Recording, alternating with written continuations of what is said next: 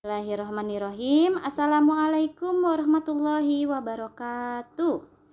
Selamat pagi anak-anak ibu yang soleh dan solehah. Apa kabarnya nak? Alhamdulillah luar biasa, Allahu Akbar. Hari ini kita akan belajar tematik 2D, subtema 4, pembelajaran 4. Yuk, sebelum belajar kita baca basmalah terlebih dahulu. Bismillahirrohmanirrohim.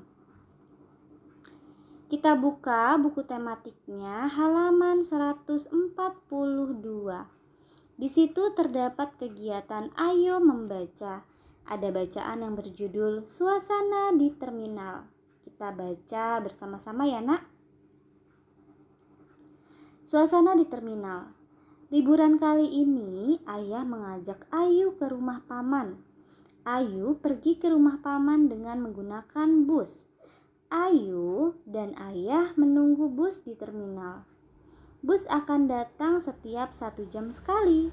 Sambil menunggu bus, Ayu memperhatikan lingkungan di sekitar terminal. Ayu melihat deretan toko berjejer di sisi terminal. Kawasan di toko tersebut bersih dan rapi. Namun, kebersihan hanya ditemui di sekitar toko saja. Di sudut lain terminal tampak sampah berserakan. Toilet umum di terminal juga tampak kotor dan kumuh. Dari toilet tercium bau tidak sedap. Ada juga sampah yang belum dibuang di pojokan. Sungguh tidak nyaman berada di toilet umum tersebut. Terminal bus merupakan salah satu tempat umum. Kesadaran menjaga kebersihan dan ketertiban tidak hanya perlu dilakukan oleh petugas, tetapi juga para pengguna tempat umum yang datang berkunjung. Masih di halaman 143, jawablah pertanyaan berikut sesuai teks. 1. Kemana Ayu dan ayah akan pergi? Itu ke rumah paman. Kedua, bagaimana suasana di sekitar toko sepanjang sisi terminal? Yaitu bersih dan rapi. Ketiga, bagaimana keadaan toilet di terminal? Yaitu kotor, kumuh, bau, dan banyak sampah. Keempat, siapa saja yang bertugas menjaga kebersihan di terminal? Yaitu pengguna tempat umum yang berkunjung. Terakhir, sebutkan tempat umum selain terminal. Ada stasiun, bank, mal, bandara, museum, masjid, dan lain-lain. Masih ada banyak lagi ya nak ya tempat umum itu. Nah, sekarang kita lihat ke bagian bawah, ada kegiatan aktivitas individu. Tuliskan ciri-ciri WC yang bersih dan ciri-ciri WC yang kotor berdasarkan gambar berikut ini. Yang pertama, dari gambarnya saja sudah bisa kita tebak ya bahwa itu adalah gambar WC yang kotor. Bagaimana ciri-cirinya? Yaitu bau, banyak sampah, lantainya licin, dan tidak ada ventilasi udara. Kalau gambar yang kedua, wah, rapi dan bersih sekali WC-nya ya. Nah, ciri-ciri WC yang bersih yaitu airnya bersih, tidak ada genangan air, cahayanya memadai, jamban dan lantainya pun bersih. Bu, jamban itu apa sih Bu? Jamban itu kloset ya nak ya. Oke, sekarang kita lihat ke halaman 144. Ada kegiatan Ayo Menyimak. Tempat umum yang kotor dapat menimbulkan beragam penyakit. Berikut beberapa penyakit akibat lingkungan yang kotor. 1, yaitu penyakit cacingan. Cacingan bisa terjadi karena kurangnya menjaga kebersihan. WC yang kotor dapat menyebabkan kita jadi cacingan. Nah, yang kedua ada juga nih penyakit disentri. Apa sih, Bu? Disentri adalah penyakit yang menyerang usus besar. Disentri terjadi karena makanan atau minuman yang terkena tinja. Penyakit ini berawal dari kebiasaan makan yang tidak bersih. Nah, kalau yang kita makan itu tidak bersih, maka dapat terkena penyakit disentri. Kemudian yang ketiga ada penyakit demam berdarah. Penyakit demam berdarah ini adalah infeksi yang disebabkan oleh virus dengue. Demam berdarah ditularkan oleh nyamuk. Nyamuk ini memilih tempat yang lembab dengan kubangan air untuk dia bertelur. Terakhir ada penyakit malaria. Malaria merupakan penyakit berbahaya yang dapat menyebabkan kematian. Penyakit malaria disebabkan oleh bibit penyakit yang dibawa oleh nyamuk Anopheles. Diingat-ingat ya materi tentang beberapa penyakit yang diakibatkan oleh lingkungan yang kotor. Boleh dilipat bukunya dan dihafalkan. Nah, selanjutnya kita lihat ke halaman 144. Bagaimana cara menciptakan lingkungan yang sehat? Caranya yaitu membuang sampah pada tempatnya, membersihkan lingkungan dengan rutin, dan menanam pohon. Kenapa ya Bu kita perlu menanam pohon? Apa hubungannya dengan lingkungan yang sehat? Tentu ada hubungannya dong, Nak. Pohon itu dapat menghasilkan oksigen dan manusia hidup memerlukan oksigen. Kita menghirup oksigen dan mengeluarkan karbon dioksida. Jika ada pohon, maka udara pun yang kita hirup lebih segar dan bersih. Jadi, paru-paru kita dan tubuh kita akan sehat. Nah, yang kedua, mengapa kita harus menjaga dan merawat lingkungan?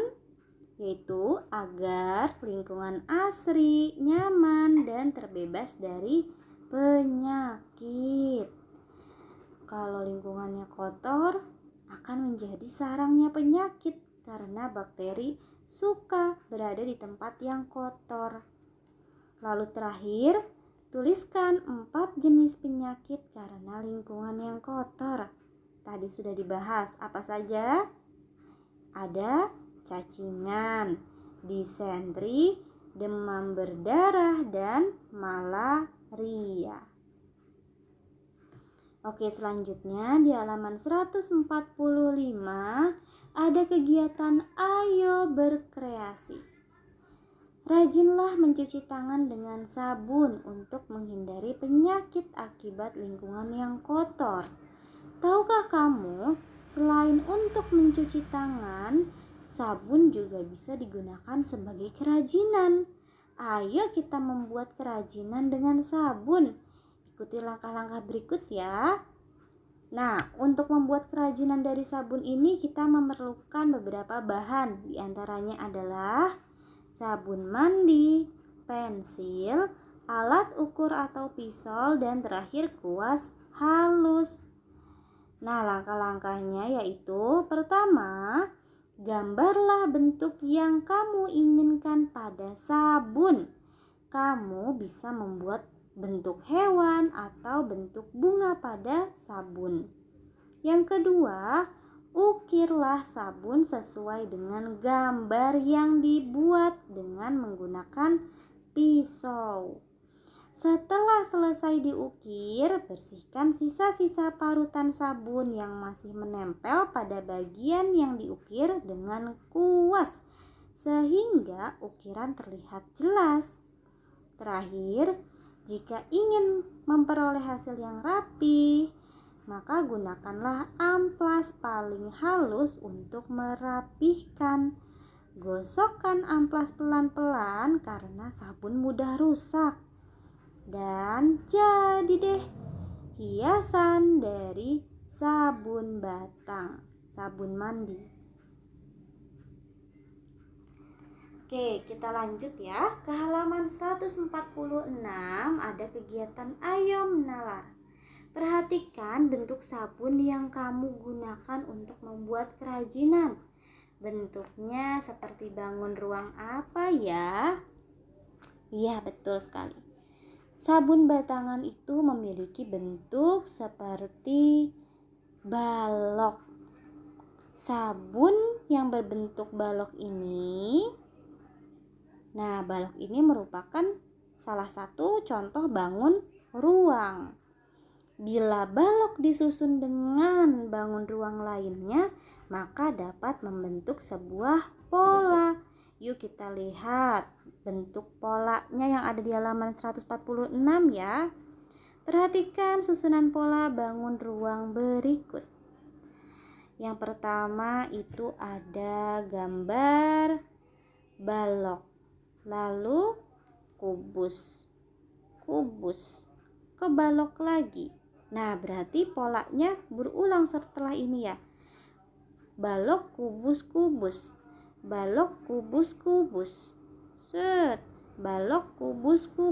Oh, berarti polanya balok, kubus, balok, kubus, balok, kubus. Sekarang kita langsung ke latihan soalnya ya. Ayo lengkapi pola susunan bangun ruang berikut. Kita tentukan dulu polanya nih. Kubus, balok, kubus, titik-titik. Kubus, balok. Oh, berarti polanya seperti ini. Nah, kubus, balok, kubus, balok. Ya, setelah ini balok. Lalu kubus, balok lagi, kubus, berarti terakhir balok lagi. Nah, sekarang yang nomor 2. Bagaimana polanya? Balok, titik-titik, kubus. Balok, kubus. Oh, udah ketemu nih polanya. Berarti per 3 bangun ya. Balok.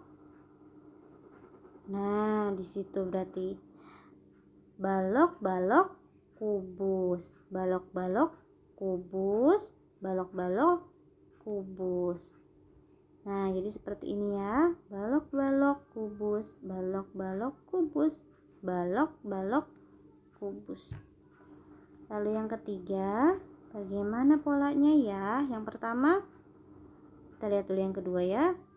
Kubus, balok. Kubus, balok. Bagaimana polanya ya? Oke. Titik-titik, kubus, balok.